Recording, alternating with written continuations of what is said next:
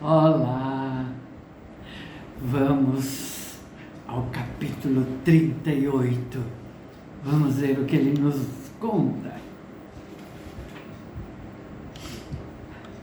O homem que tentara eliminar Ramsés utilizando os serviços do palafreneiro e do carreiro não se enganara.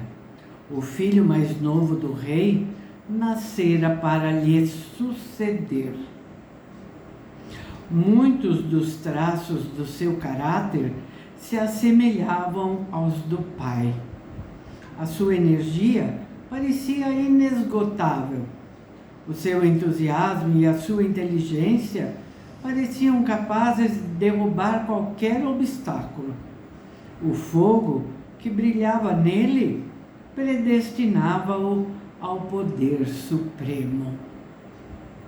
Apesar dos seus repetidos avisos, ninguém lhe quisera dar ouvidos.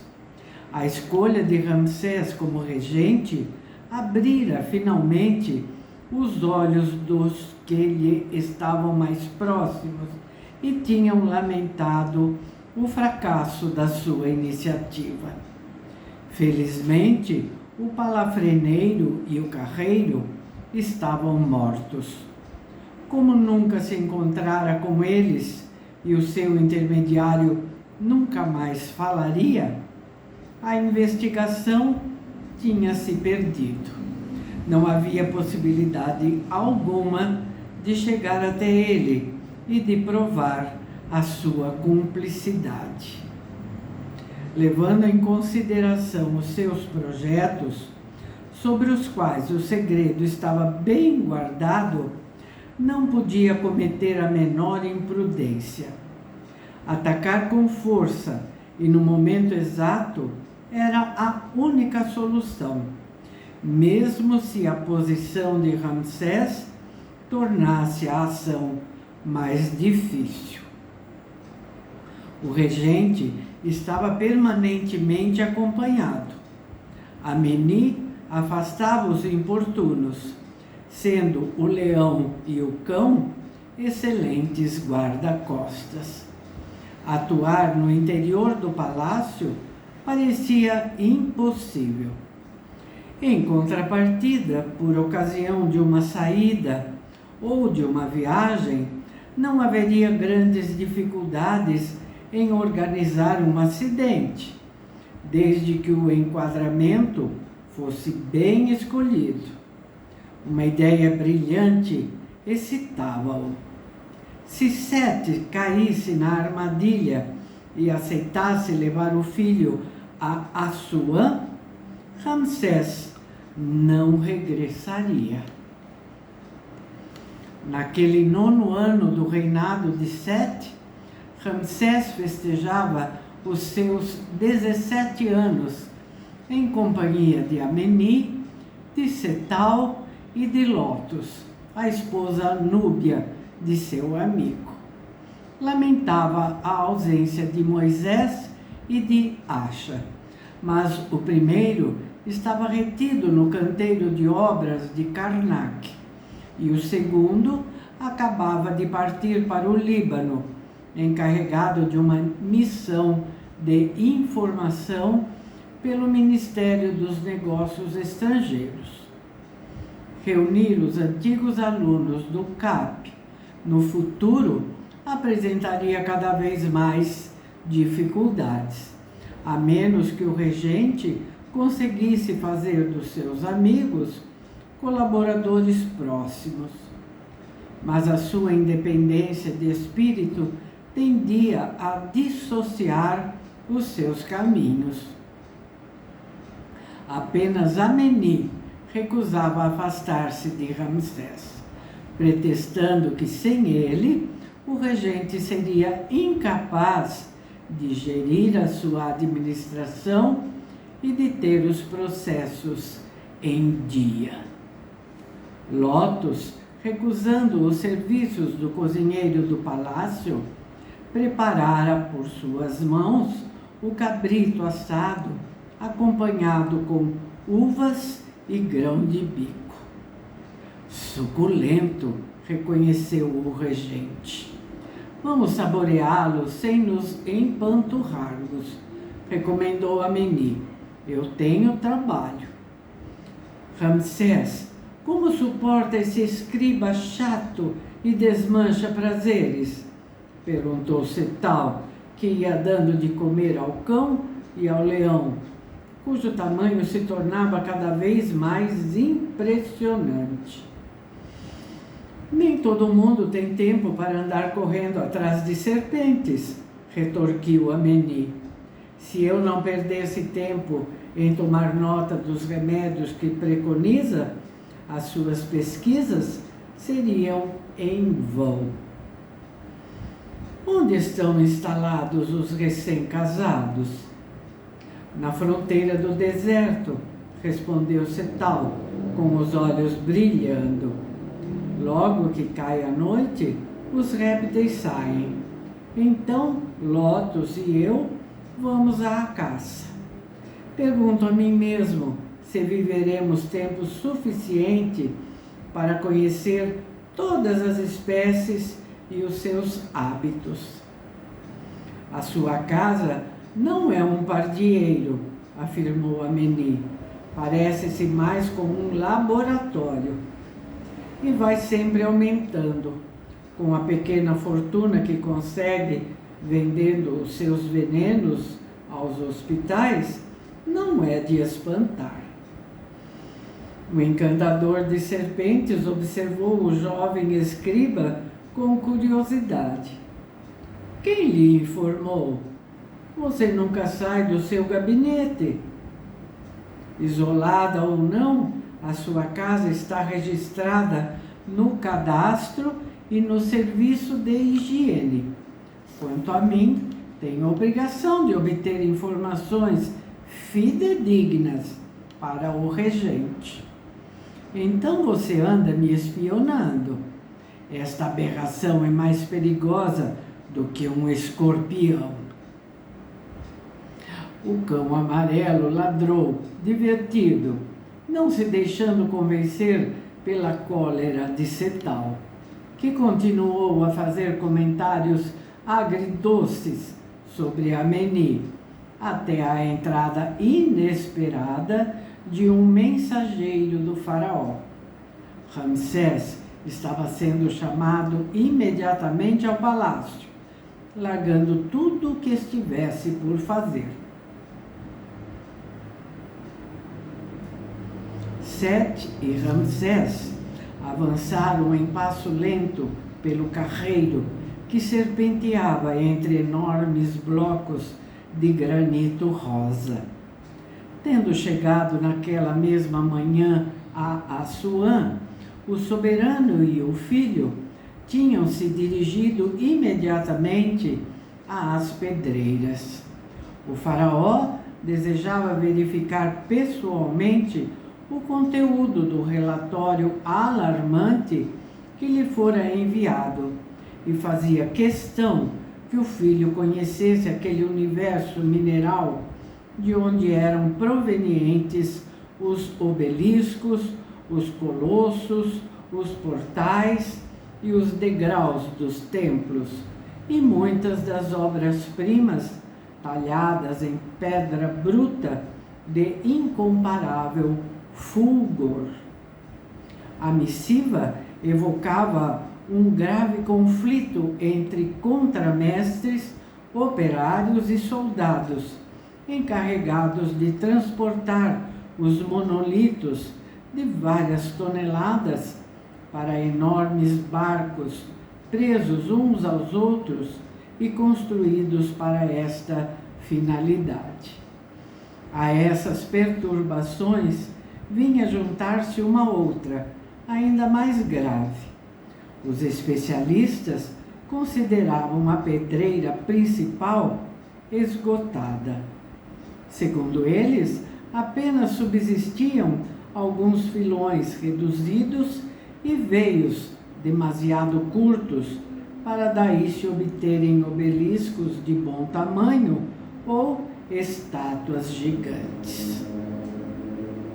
A mensagem estava assinada por um tal Aper, chefe dos carreiros, e não seguira as vias hierárquicas. Com receio de ser castigado pelos seus superiores por ter revelado a verdade, o técnico dirigira-se, portanto, diretamente ao rei.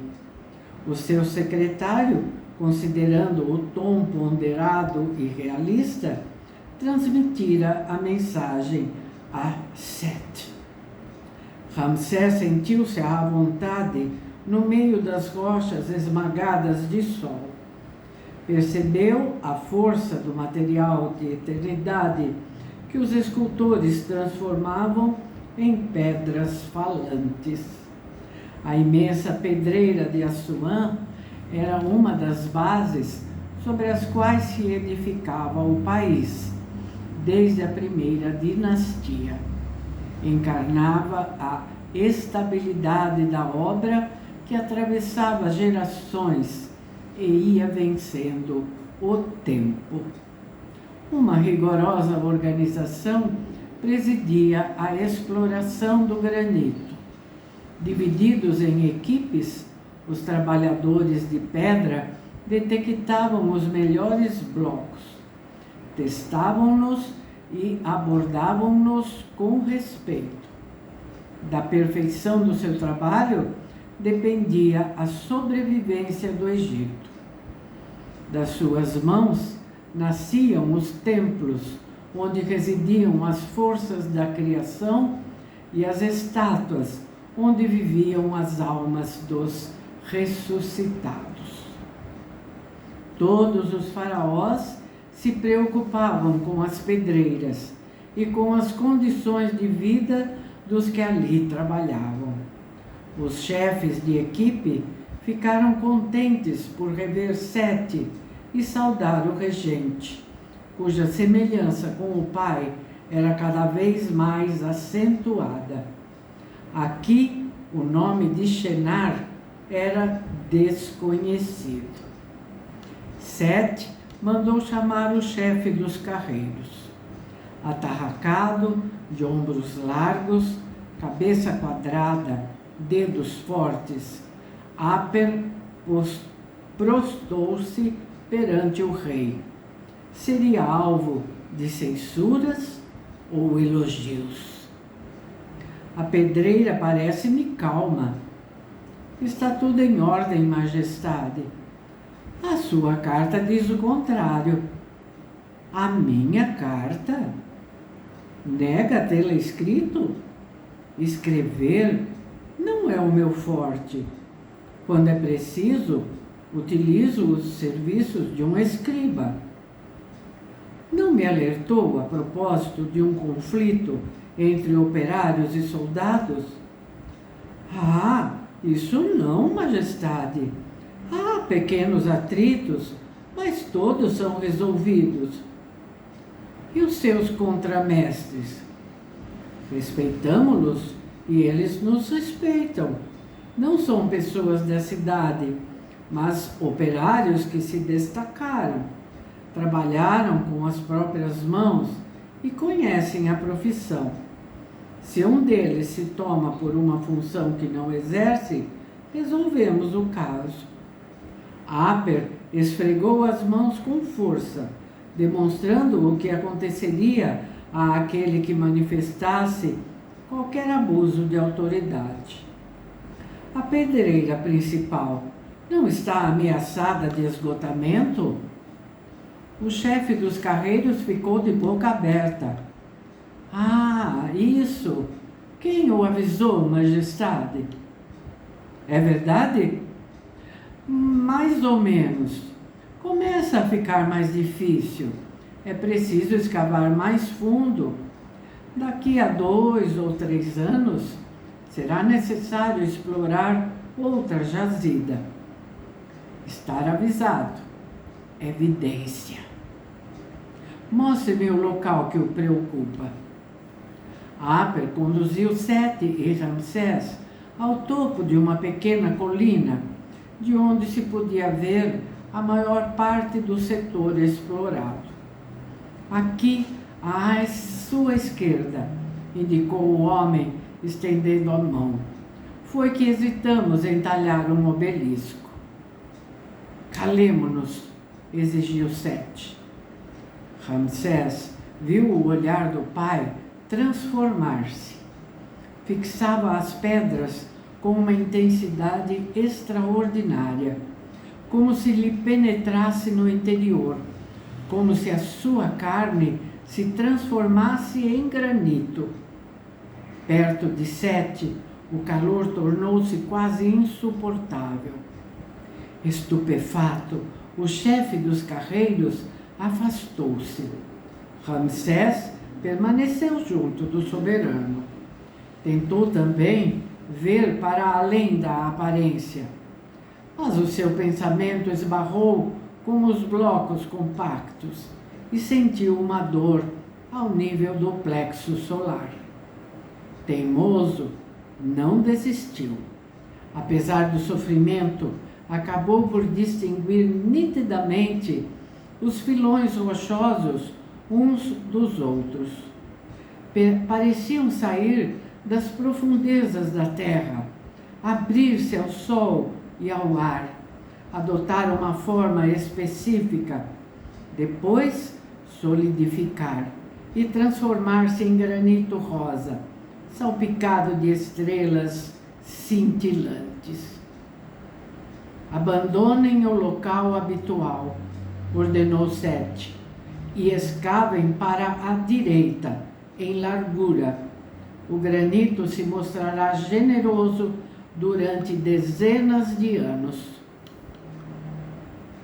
O chefe dos carreiros desceu a colina correndo e com uma picareta partiu uma ganga escura que não deixava pressagiar nada de bom.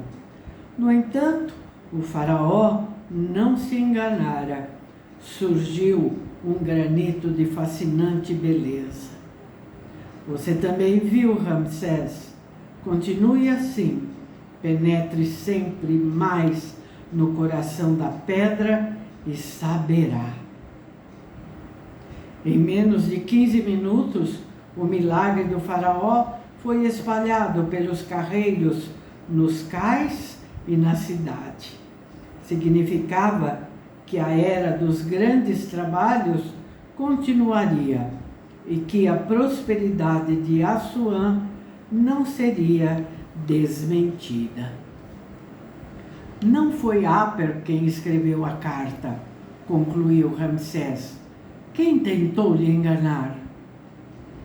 Não me fizeram vir aqui para abrir uma nova pedreira, considerou Sete. Quem enviou a carta não contava com este resultado. Que esperava ele? Perplexos, o rei e o filho desceram a colina pelo estreito caminho traçado no seu flanco. Sete seguia à frente com passo firme. Um estrondo chamou a atenção de Ramsés. No momento em que se voltou, duas pedras, saltando assustadoramente, rasparam-lhe a perna. Formavam a vanguarda de cascalho agressivo, precedendo um enorme bloco de granito que descia à encosta a grande velocidade. Cego por uma nuvem de pó, Ramsés gritou: Pai, afaste-se! Ao recuar, o rapaz caiu. A mão forte de Sete ergueu-o e afastou-o da trajetória do bloco de granito, que continuou a sua louca corrida. Ouviram-se gritos. Carreiros e talhadores de pedra tinham descoberto um homem que fugia. Foi aquele lá! Foi ele quem empurrou o bloco! Gritou Aper. Começou a perseguição. Aper foi o primeiro a alcançar o fugitivo, aplicando-lhe um violento soco na nuca para obrigá-lo a parar. O chefe dos carreiros avaliara mal a sua força e foi um cadáver que apresentou ao faraó. Quem é? Perguntou Sete. Não sei, respondeu Aper. Não trabalhava aqui. A guarda de segurança de Assuã chegou a um resultado rápido. O homem era um barqueiro, viúvo e sem filhos, cujo trabalho consistia em transportar objetos de barro. Era você o visado, afirmou Sete, mas a sua morte não estava gravada naquele bloco. Concede-me o direito de procurar eu mesmo a verdade? Eu o exijo. Sei a quem confiar a investigação. A gente bem sabe, né? A gente bem sabe.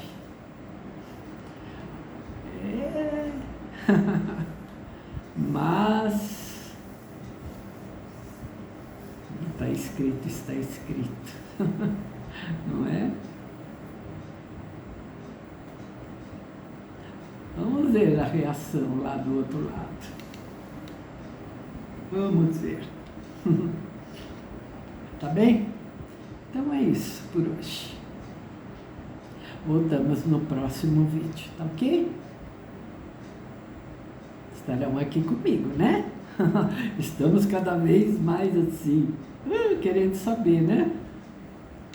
A sequência dos acontecimentos. Tá bom? Até lá então. Muito obrigada, viu, por estarem aqui comigo acompanhando a leitura. Tá valendo a pena, não está? É isso. Tchauzinho, então. Obrigada, gente.